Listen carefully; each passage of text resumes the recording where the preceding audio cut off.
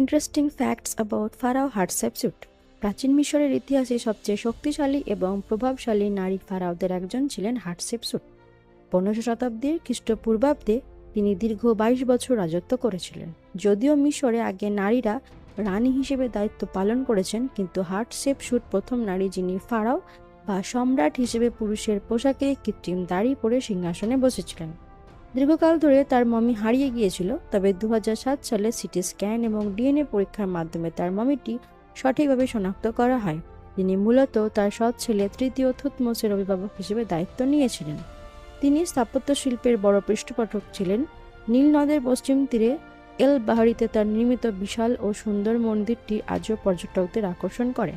হাটশেপসুটের মৃত্যুর পর তার সৎ ছেলে তৃতীয় থুতমোস ক্ষমতা ফিরে পেয়ে হাটশেপসুটকে ইতিহাস থেকে মুছে ফেলার জন্য তার প্রায় সব মূর্তি ও শিলালিপি ভেঙে ফেলার নির্দেশ দিয়েছিলেন।